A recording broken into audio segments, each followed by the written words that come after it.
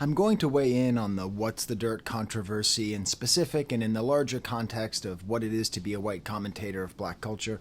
But first, let me tell you a story about a trip I took to Japan in 2013. I went with my family, and I was a tourist, and I stayed there for like about a month. It was kind of a weird thing. We did the sort of standard stuff. We went to the big square, saw all the neon, did Pokemon stuff, talked a lot about Godzilla, went to baseball games, ate a lot of octopus. But there was another thing that I wanted to do that not everybody wanted to do. You see, I'm a big fan of cinema, and I really like the films of Yasujiro Ozu. Okay?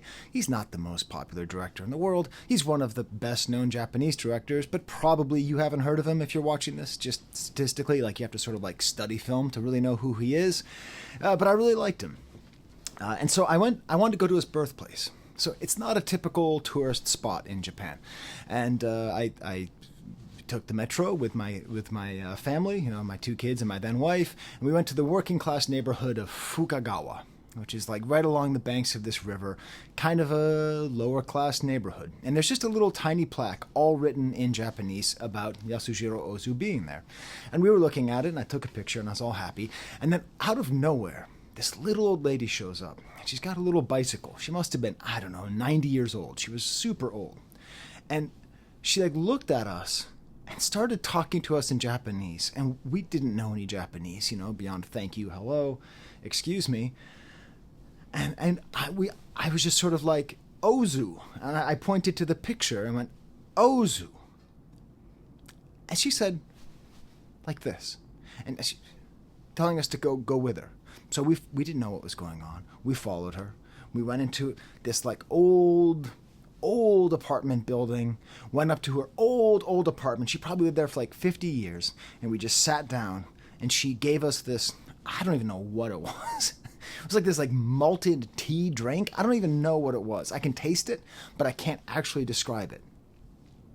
And we didn't say anything. We didn't have a shared language, but we just had this little moment where she let us into her house, took us off the street because we showed enough care and respect and love for her culture, for her life. That we went out of the way. We didn't just go to Tokyo Disney. We actually went to this one place that really meant a lot to her. And in that moment, it felt like John Lennon's Imagine. It felt like there were no races, no genders, no ages, no countries.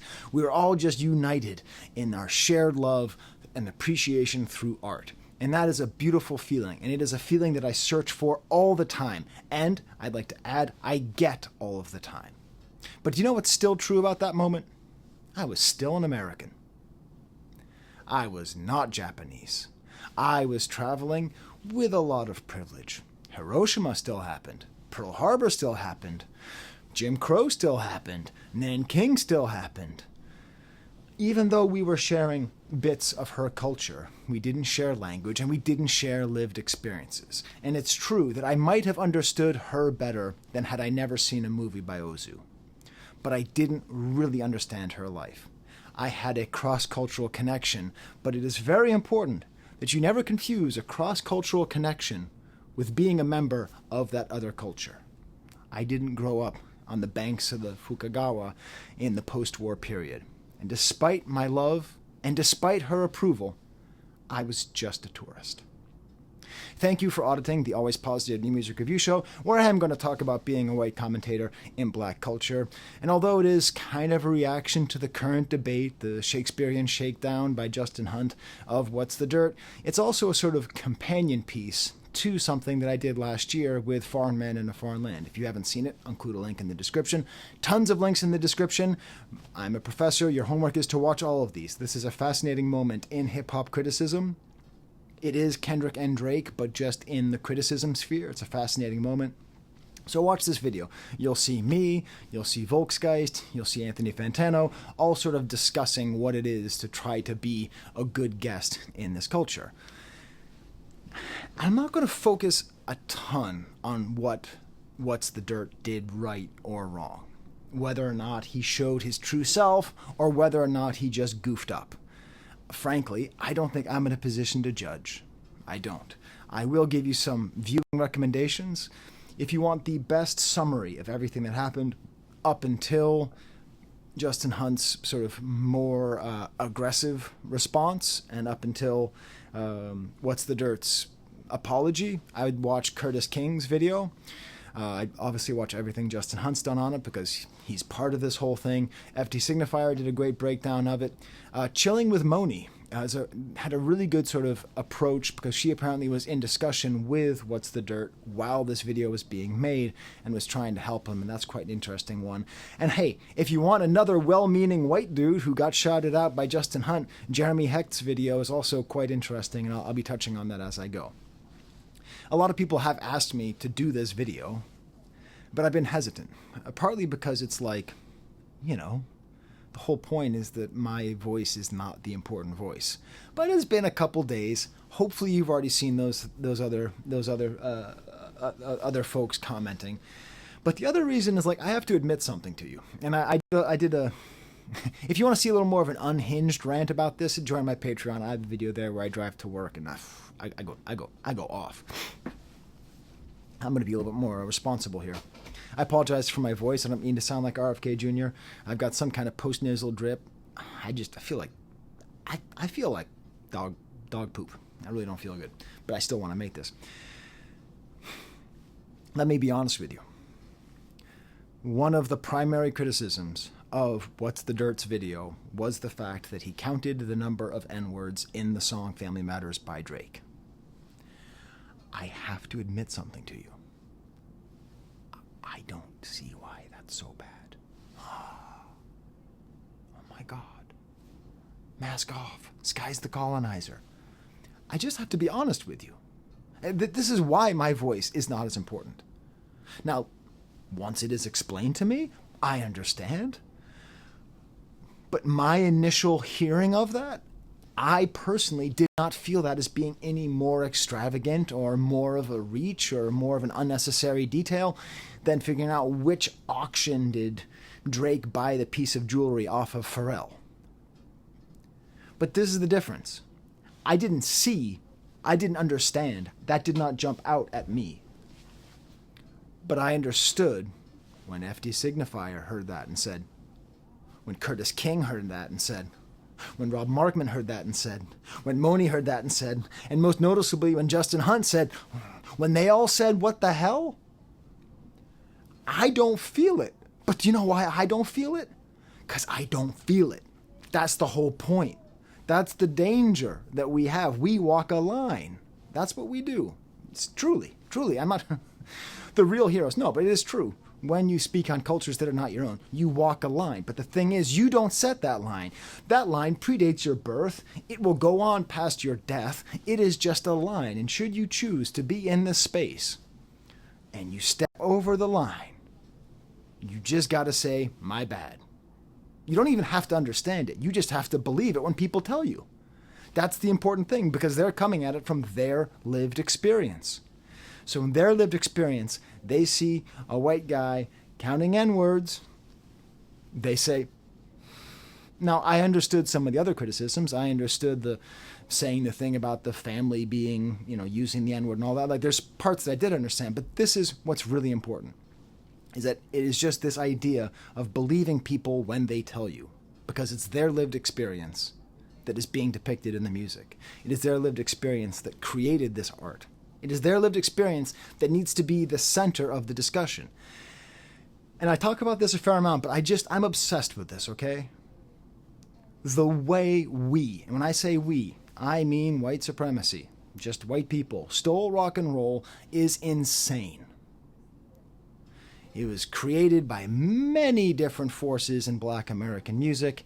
There's no definitive answer as to who created it. Rosetta Thorpe or Ike Turner, Chuck Berry, whatever. The thing that's true is that Elvis helped to popularize it. The first number one hit was Rock Around the Clock by Bill Haley and the Comets. Within 11 years, when Jimi Hendrix would found a band, the Jimi Hendrix Experience, they understood that they had to find two white guys to go next to him because nobody would accept a black rock and roll band. Within 11 years, it went from the first number one hit to a completely white art form. which you would maybe know if there were allowed to be any prominent black music critics who talked about rock and roll. I don't know of any. I'm not saying there aren't any. I'm saying they were pushed out by well-meaning folks like Lester Bangs and Dave Marsh, okay? There's no space in rock and roll for black voices. That's what happened. And one of the things I love about hip-hop and why I love studying it is that, and this is going to be a controversial take, it's sort of a sign that things have gotten a little bit better, perhaps a little less racist, because it has not been stolen. But it requires, in the words of Mad-Eye Moody, constant vigilance. Constant vigilance. The forces of white power, sometimes dressed up in the wellest of meaning people, myself included, yourself included. These forces are always there, chipping away, trying to find entry points. That's why I went so hard after Post Malone. That's why I went so hard. That's why What's the Dirt's video on Kid Rock is freaking awesome. Because that's that vigilance that we need. And we all need to be together, constantly vigilant, making sure that the center of discussion doesn't go to me, to you. So if you say something, you might get your ass kicked. I might get my ass kicked. I might get my ass kicked for something I say today. I just did a video about Future. I might have said something that gets my ass kicked about that. I don't know. It's not, I didn't make this line. I'm walking this line. And when you get checked, you just got to get checked. But let's take this to a different area, okay? Different experiences I've had in my life. When I was growing up, I had 3 brothers, so I didn't hang around with a lot of girls. That's a nice way to put it. I had no riz, as you kids would say in high school. So when I got to college, it was the first time I really started talking to women. And I remember girls telling me, oh yeah, no, men like call after me at all times. Yeah, no. Like if I can't walk down the street, even if I'm like not wearing something super sexy, I always get catcalled. And do you know what I said back then? What 18-year-old Mr. Effete dude in his office said? I said, no, that's not true. No, there's no way that's true. You're exaggerating. What gave me the right to say that she's exaggerating? But that was my thinking, because I couldn't understand the lived experience. I knew that I never catcalled anybody, so obviously it didn't happen. The same thing when I came more into contact with African Americans, and they told me that they got called the N-word frequently. And I'm like, in Boston? This isn't the Deep South. I thought that can't be. Or what if it's even different? What if they say they can feel the people they're talking to thinking that word? Oh my God, how can you be so sure? This is that lived experience that I'm talking about. You just have to believe people. I have a very, very good friend who's a Jewish guy, and he has Jewish features, traditionally stereotypical Jewish features. And he tells me when he walks around in New York, people will call him the K-slur. I had a hard time believing it. He says he can sit in a room and he knows when people are staring at him and just thinking anti-Semitic thoughts. The reason this is so difficult to understand, and this is for all, especially cis-het white men like myself, it's just the principle of alterity, which just means otherness. When you are born a cis-het white straight male, you are the inheritor of a default mode that society has created over centuries to where we never have to think about our identity even for a second. When you boot up the video game, the default guy looks like us for a reason. That's the tricky thing about all of this, is if someone says, you counting N-words doesn't sit right with me, and I don't see the difference between that and any other ridiculous detail. And I say ridiculous, it's cool. I mean, it's interesting research, right? I'm not even saying it's ridiculous. Like, I'm not even saying that What's the Dirt's work is all ridiculous. It's not like my thing. Like, that kind of sort of like decoding isn't really my thing. I'm more sort of like in the spiritual zone, but I get why people like it. It's good. He's good at what he does, right? But like, you just have to believe it. And the funny thing is, and this is just, but like, he actually knows it. And this is the thing. I know a lot of Canadians. This dude's from Newfoundland. people from Newfoundland are prejudiced against by other Canadians. Now, obviously, it has nothing to do with centuries and centuries of oppression or anything like that. But there is actually an N-word associated with people from Newfoundland. The term is Newfie. I actually went on Reddit just to look it up, and I saw someone say, I actually have a little printout of it for you, where someone said on the Newfoundland chat, only a Newfie can call another Newfie Newfie. Now listen, this is not at all the same thing. I'm not drawing an equivalence between the suffering of African Americans and the suffering of people from Newfoundland. But that is actually an example that alterity does not always mean race or gender or sexuality. It can be anything as simple as that. I imagine if he were to go to Toronto and go to an old-time banker and try to get a loan, he would feel that otherness. Anyways, it's all about this position of societal dominance, and that's what it is. That's what it is. In Canada, societal dominance is all held in Ontario, and in America, it's all held through the realms of white supremacy. So what can you do with it? And that's what's fascinating. Like you can use this power for evil, and a lot of white folks do. They become bankers. They become like corrupt landlords, or like corrupt landlords who inherit all their wealth from their father. Or you can become like a reality TV star, or some kind of like fascist political figure, or like a TV host. Like you could do all these sorts of negative things with this institutional power that you did not earn and you were just given just by being born. Or you can use it for good. You can work for the public good. You can work to try to lessen that inequality. And that's what's cool about talking about rap music when you're a white dude. You can do good. I think I do good. I think I take whatever was given to me, whatever privileges were given to me through my education, through my birth, all those things. I've taken all that societal power that was put into me, and it says, okay, great. I don't see anybody out there really diving deep into the relationship between Edward Glisson and Makami, right? Just as an example of a video I did this year. So if I do that, I am adding to the discourse. I am giving more than I'm taking. And that's What's the Dirt was doing too with that 616 in LA video. Adding more than it's taking away. Kid Rock, adding more than it's taking away. What this whole Family Matters thing happened was it twisted the other way. It turned the other way. It stopped adding and it started just being taken. Especially, and I'm quoting from Justin Hunt, describing what the Dirt's desire to be the definitive voice of the beef. That's the issue. No, man, don't be the definitive voice. You shouldn't want to be the definitive voice when describing other people's lived experiences. You should just be a flavor, right? Just part of the gumbo, part of the seasoning, But this goes beyond race, right? It's just about lived experience. For instance, no one can tell me about this album.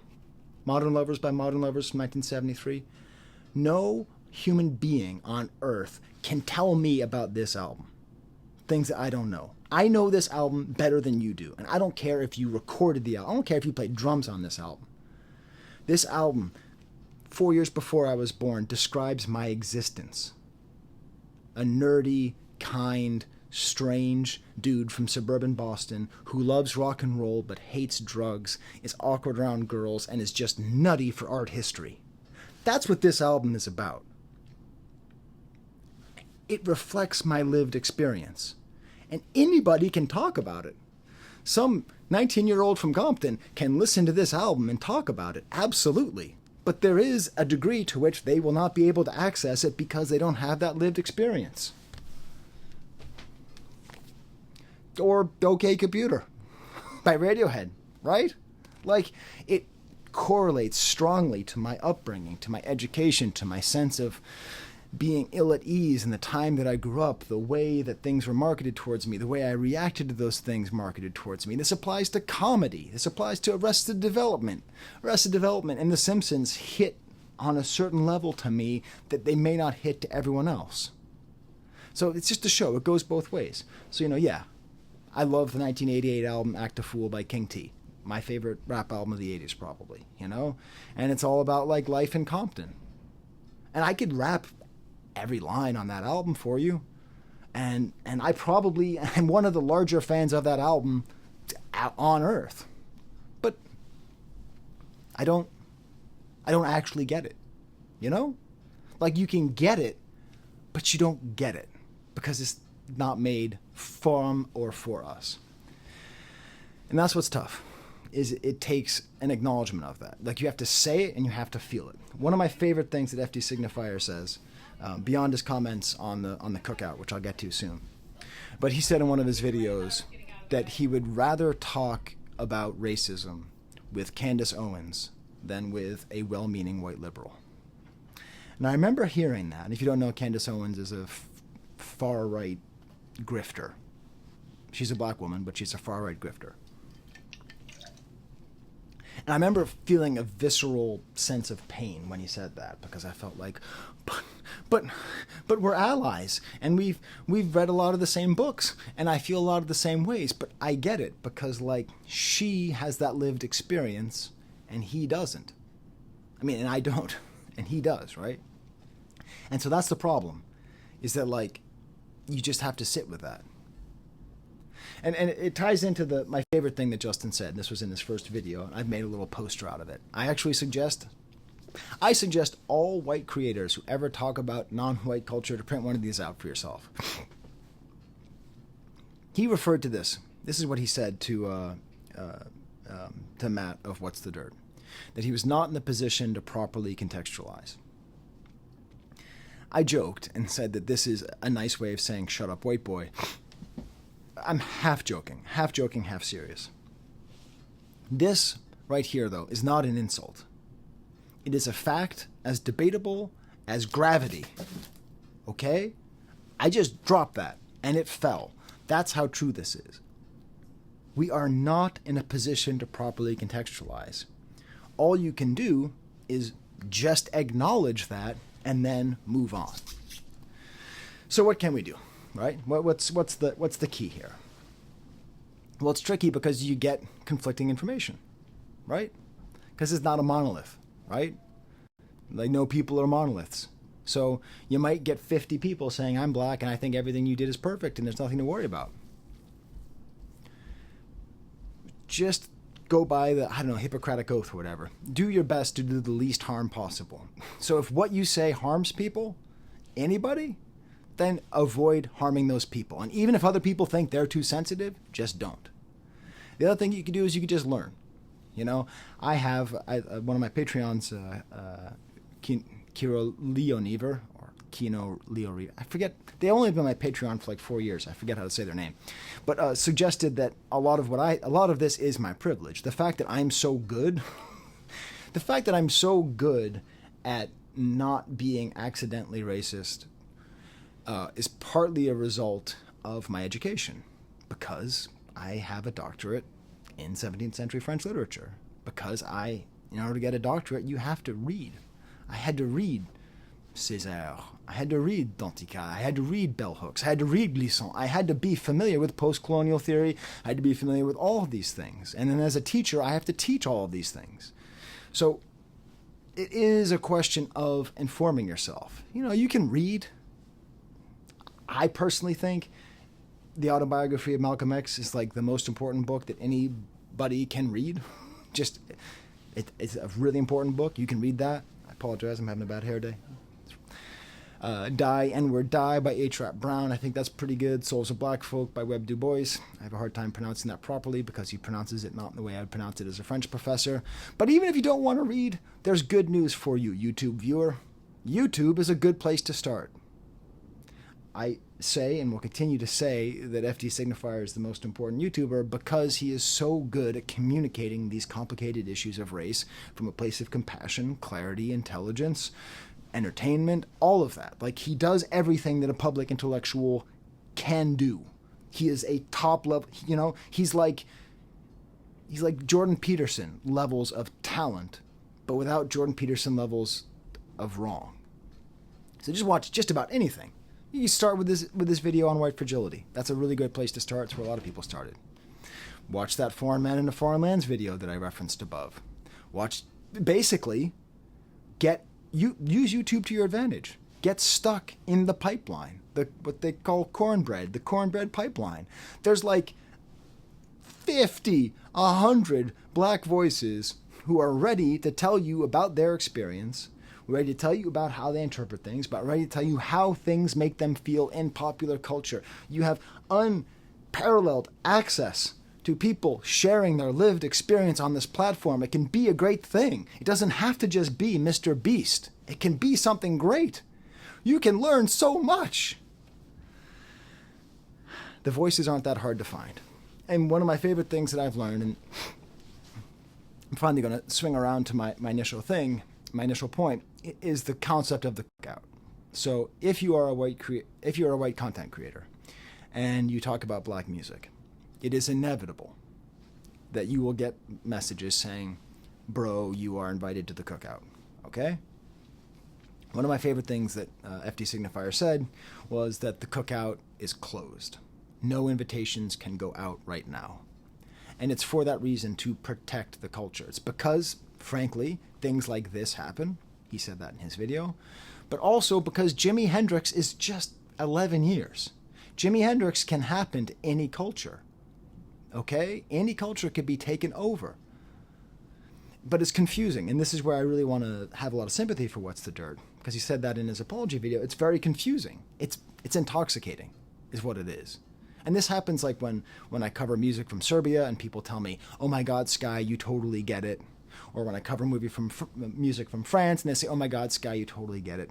It's intoxicating to talk about other people's cultures and have them appreciate it, because you feel like you're back in Japan with the old lady giving you the weird malted tea drink. You feel like you're a part of something, and it's so great. And even if you refuse the cookout because you know the cookout's closed, they'll say, fine, we'll make you a plate. I want to move, at least for me, away from this imagery, because the cookout is community. That's what it represents. And if you're not in real, meaningful community, then why are you trying to go and be a part of that community? You know? I mean, I'm not like begging to be invited to, I don't know, after church coffee hour at the local Korean church, right? Like, I don't know. That's just not a place for me. That's not to say, obviously, I think one of the best depictions of the cookout that I've seen is in the TV show The Detroiters with Sam Richardson and Tim Robinson, where he's in the cookout as a white guy, but it's not a thing. He's just in community. He's just in the community, and that's how he is. Growing up, my brother had a drummer in his band who like grew up in the projects. All of his friends were black. He got married to a black woman. He has a black kid. He goes to a black church. His whole life is black, like everything around him, except for, knowing my brother. And it's like, he doesn't say he's black, but he's in that community. And that's the whole thing. So for me, this is what I say, okay? Don't even bring me a plate. Why are you thinking about me while you're celebrating your community? Don't make me a plate. Like, let's go play pickleball, all right? Let's go get a burger. Let's go to the laundromat and play Galaga together, okay? Or like Miss Pac-Man. And then afterwards, we'll go to 7-Eleven and get some Slurpees, okay? That's what I want to do. Let's be friends. Let's talk about stuff. I don't need to be let into your community that has been created partially in a reaction to to what my community has done to your community. Because fundamentally, and this is what I said in the video with Foreign Men, is that the desire to be admitted to the cookout, it's colonial. Listen, I'm not calling you a colonizer. I'm not saying you're a bad person if you've ever wanted to be in the cookout or you ever thought you were in the cookout. But let's break it down. It's a space. When you are white, especially a white guy, you just feel that every space is for you. All doors are open to you. And there's a space that I can't go to. I'm not invited. I'm Lilu Dallas Multipass. I get in everywhere. I get everything I want. I control all.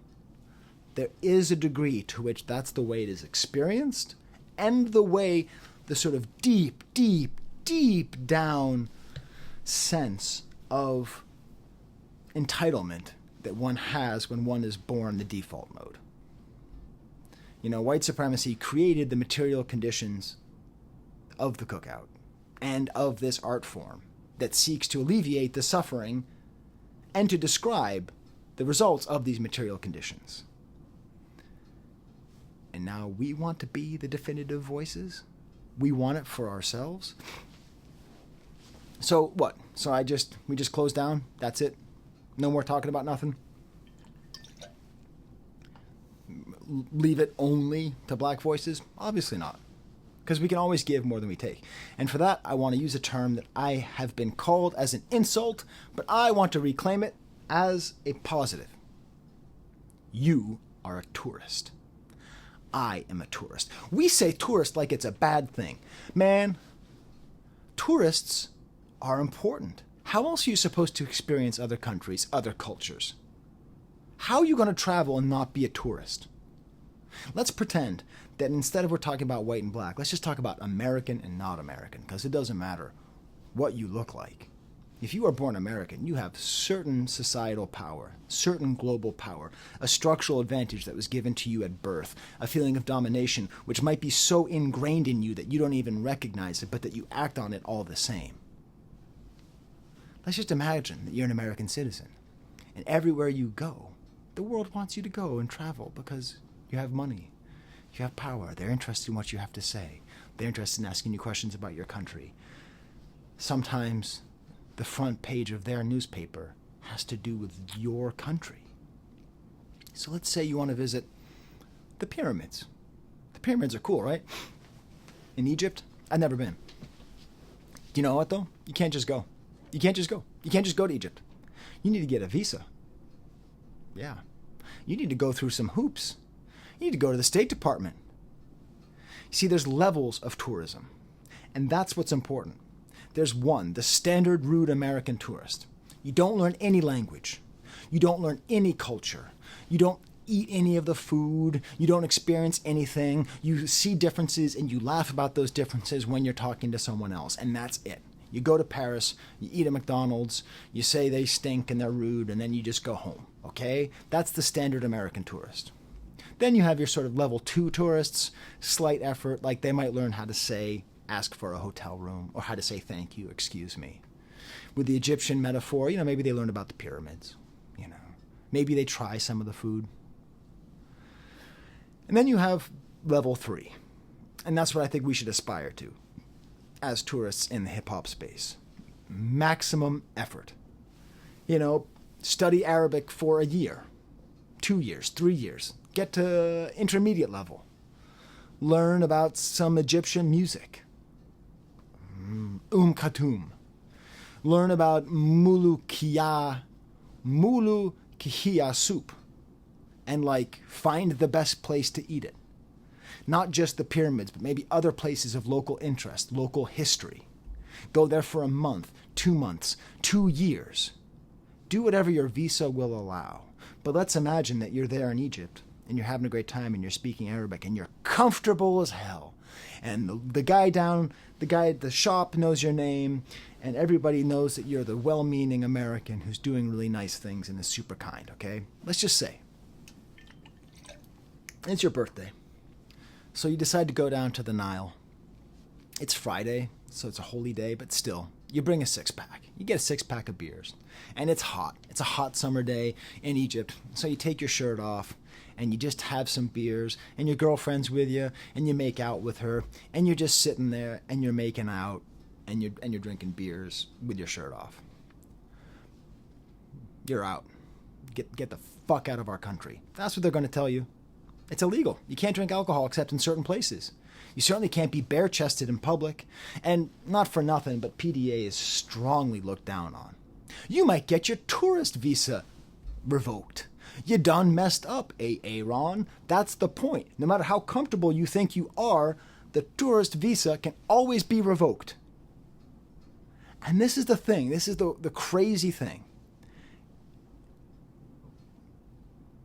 It actually, the power system is in such a way that if that happens to you and you live in Cairo for 2 months and you have to go home, you still get to go to the American embassy and you can always just be American. All of those benefits that were given to you at birth, they can all just go right back to you. And it's kind of the same thing when you're a tourist in the hip-hop space. You might get that visa revoked, but you can still just go back to enjoying all of these systematic privileges that were given to you at birth. So what I propose is to be a great tourist with maximum effort and constant vigilance. You can't just kick your shoes off, take your shirt off, and have a beer. Learn the language, learn what to do and not to do. If you're not rude, if you're kind, you can make the place better. Tourism helps countries economically and culturally. It makes it richer, not just in terms of money, but also in terms of culture. So you can be a tourist in the space of hip-hop. Not just a guest, but a tourist. That's what we are. And it's okay. You know, some people are tourists to the Modern Lovers' first album. They can't understand what it's like to be driving on 128 when it's dark outside with the radio on. I can. That's my lived experience. But you can be a tourist and you can appreciate it. Okay, now is the spiciest part. You're here long enough. So he apologized. What's the Dirt apologized. And Jeremy Hecht did a great video on the whole thing. He saw it as taking accountability. Okay, Jeremy Hecht has earned a lot more respect and care in this space than I have. He deserves it. I think Jeremy Hecht is great. I've been texting with Justin Hunt, who, you know, does not share all of my same reservations, or at least as far as I know. But I gotta side with Sean C, who does not buy this apology. There's a lot of things about this apology that it's part of the white supremacy thing, where like the second that we show any contrition or understanding, everybody is so relieved that we're not just blustering and doubling down constantly on being racist dickheads, that we do the least amount of contrition, no matter how hypocritical or how many holes you can poke in it, and we go, okay, good job. At least they didn't double down. So I said in a comment on his apology video that it was a 3/4 apology, because he talked about referring to Justin Hunt as Carlton, but he said that he didn't know it was racial.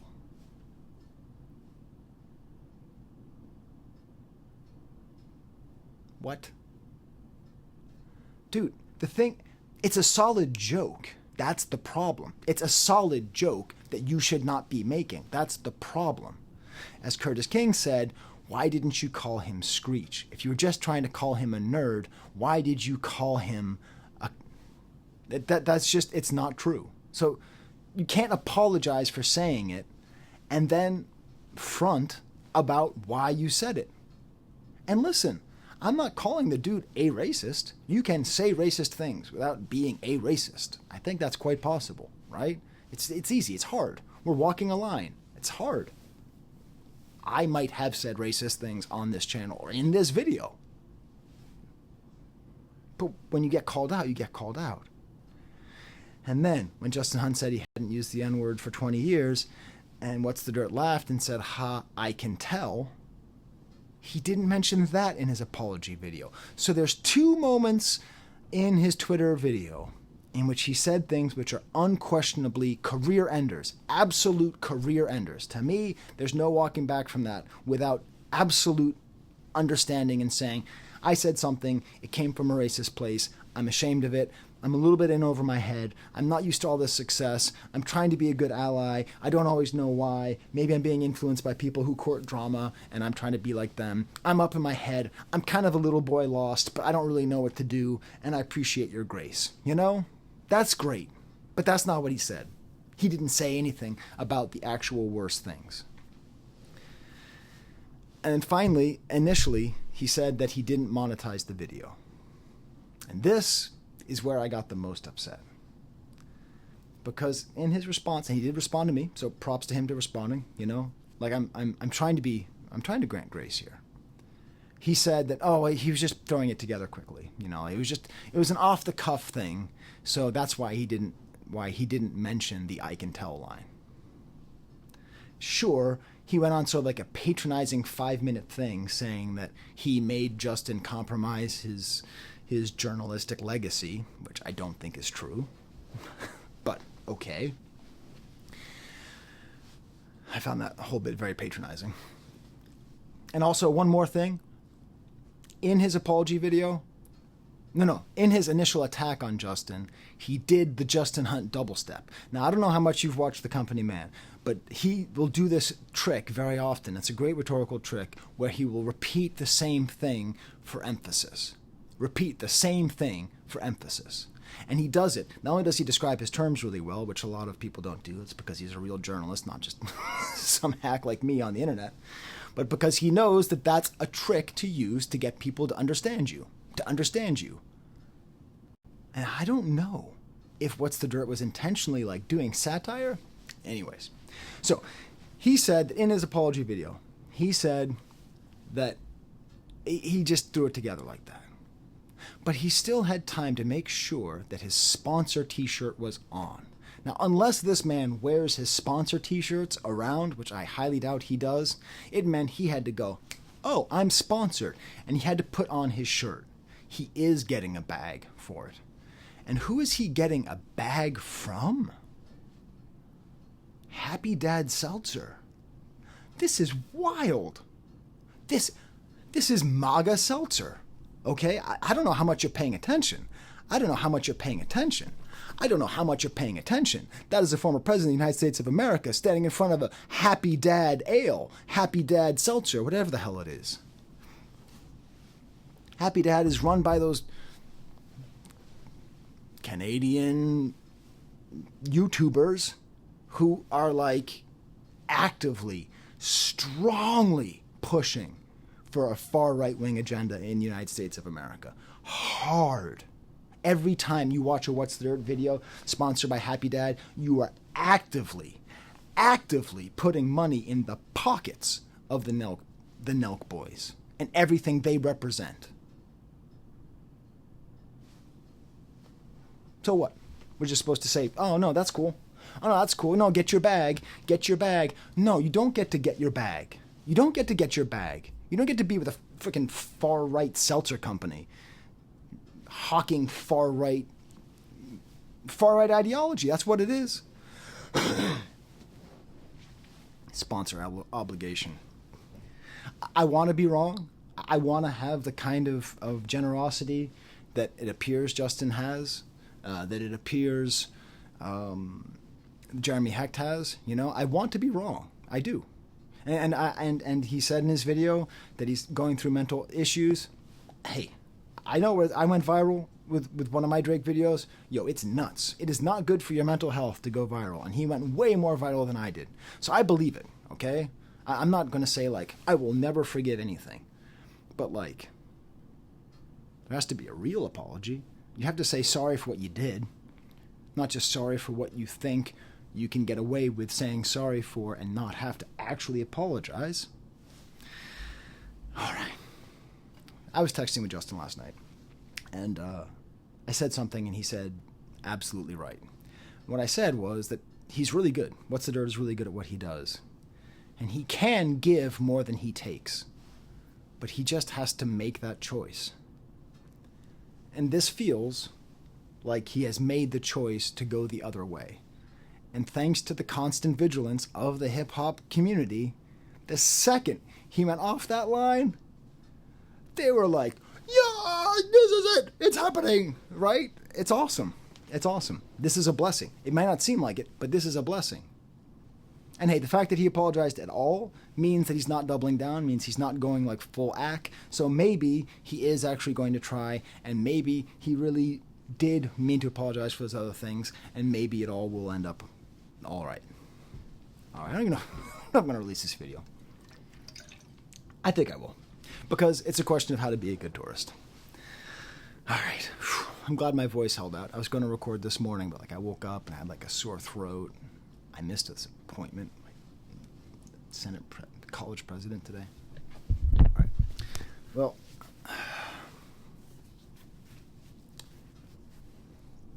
I bought one of these hats. It's just in my office. It might be tied into the larger themes of cultural appropriation and stuff, but I've wanted a hat like this my entire goddamn life since I was 10 years old. I finally got one. There's the camera.